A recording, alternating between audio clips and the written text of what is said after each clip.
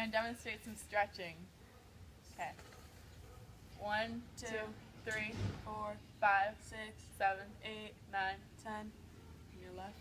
1, 2, 3, 4, 5, 6, 7, 8, 9, 10. And over your shoulder, your head. 1, 2, 3, 4, 5, 6, 7, 8, 9, 10. And the other one. 1, 2, 3, 4, 5, 6, 7, 8, 9, 10. And then down, bend. Put you right. 1, 2, 3, 4, 5, 6, 7, 8, 9, 10. Into the other. 1, 2, 3, 4, 5, 6, 7, 6, 10. and to the middle. 1, 2, 3, 4, 5, 6, 7, 8, 9, 10. Alright. And then we're going to do our hands. 1, 2, 3, 4, 5, 6, 7, 8, 9, 10. Other one. 1, 2, 3, 4, 5, 6, 7, 8, 9, 10. Is that 8? I don't feel like it. Okay. And then you're going to lean forward and touch your toes. 1, 2, 3, 4, 5, 6, 7, 8, 9, 10. 1, 2, 3, 4, 5, 6, 7, 8, 9, 10. 1, 2, 3, 4, 5, 6, 7, 8, 9, 10. Okay. Middle. Middle. 1, 2, 3, 4, 5, 6, 7, 8, 9, 10. Now we gotta demonstrate how to do football. We gotta get the football. 1 second. Go around, Mickey. Technical difficulties.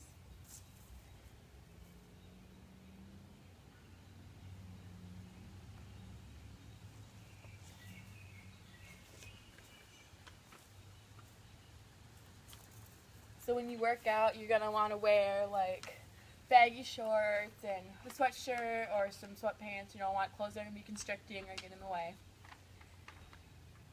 And here comes Mickey with the football. Okay. Alright, we're going to demonstrate how to play some football. Alright, so originally, Show them how to hold the ball. how to hold the ball. So, you just put your fingers over the laces, and your thumb's usually right here, past the other stitches.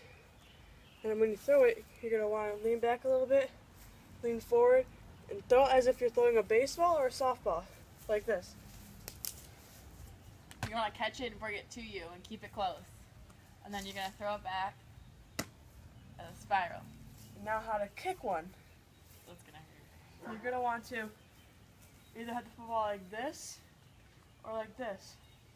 You just throw it up and kick it. Not the power line. And then you throw it back. And not try and catch it. But you're supposed to catch it. Oops. Right, next. Gymnastics.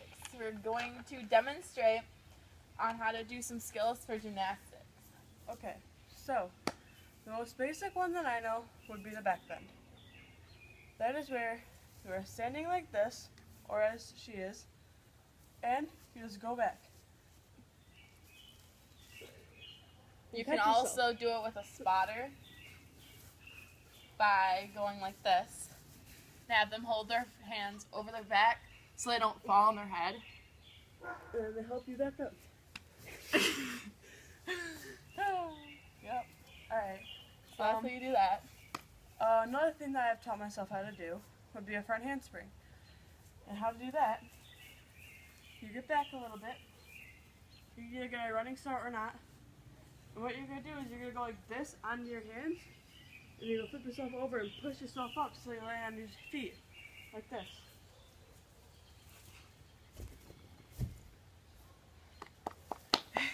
One thing I taught myself how to do was the splits. But you gotta be really stretched first or else you'll pull your something and get hurt.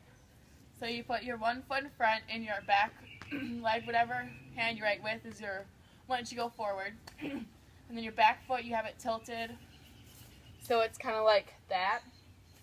And then you just kind of slightly ease your way down. And once you get down, you move your foot so it's your knees touching the ground, and so is the back of your foot.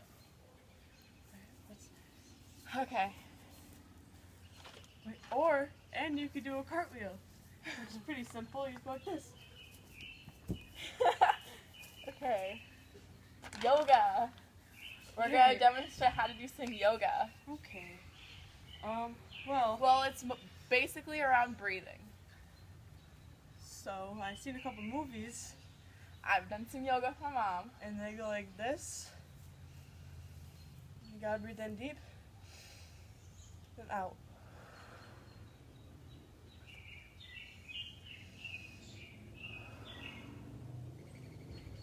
That's called the sunrise. And then there's this position where you get down on your knees and you kind of sit on your heels and you lay down like this. And that's called the child position, I think. And some other yoga poses are, well, we did Tai Chi at my old school for art with Miss Bernat. So I'm considering Tai Chi is also another kind of sport like this, and it's about slow moving.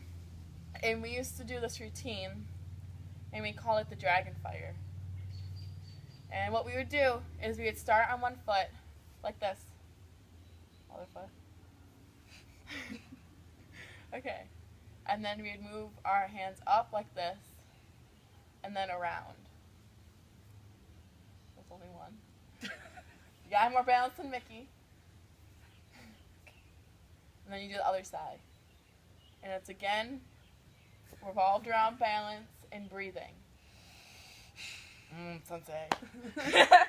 You can do the breathing part, just not the balance.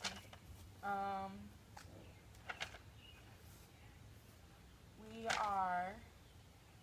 Now Mickey's going to tell you about a sports injury and how to avoid them. Okay, so I have been in softball for the past 11 years now. Of course, I get a lot of softball injuries.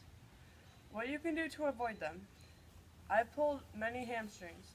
What you do is, if you pull your calf muscle, you go like this, that pulls this hamstring, and then you do the other leg for about 10 seconds, each leg, stretches it out, and then for your calves, what you can do is, you go like this, and you go like this for about 10 seconds, then you go to your other one, that for about 10 seconds, then you go like this.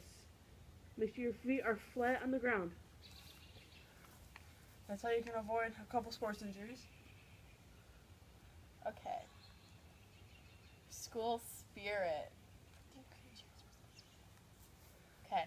Mickey's going to demonstrate a school spirit cheer. It's how you show good school spirit. Here's a cheer that I don't quite remember all the way, but Mickey's going to teach me. I learned this when I was in cheerleading. It goes, AHS for victory, which will never yield. See our team go marching onward down the field. Rah, rah, rah.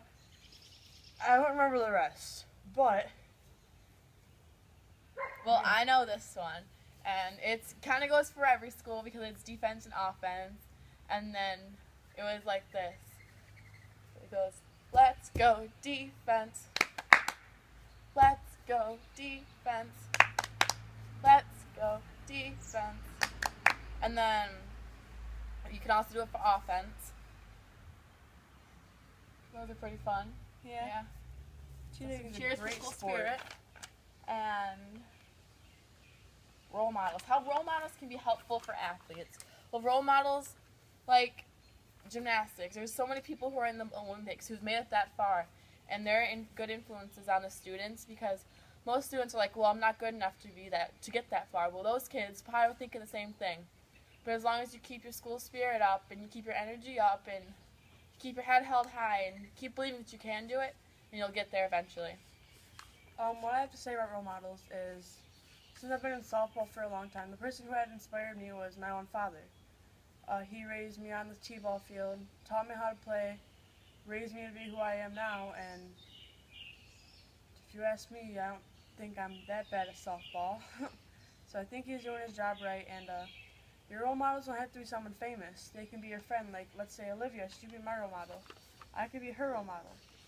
Our parents, they could be our role models. Anybody can be your role model. It doesn't have to be Miguel Cabrera, Brendan Inge, any of them. It can be whoever you want it to be, whoever inspired you to do what you're doing.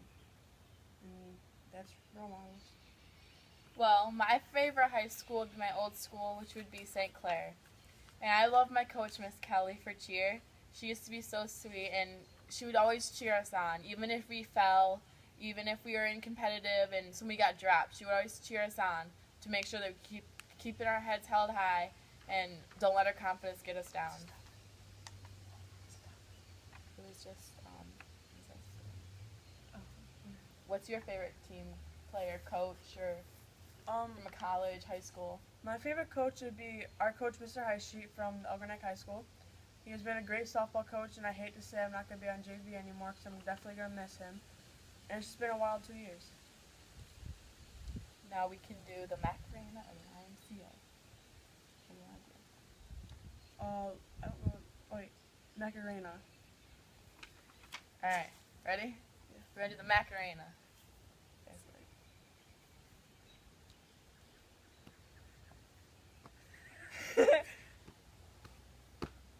Hey, Macarena.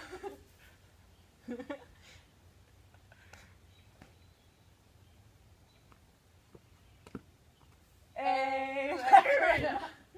1, 2, 3, 4, 5, 6, 7, 8, 1, 10, 11, 12.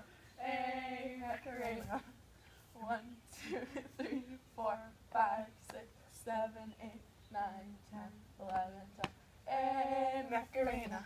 And that is the Macarena. Thank you. Bye.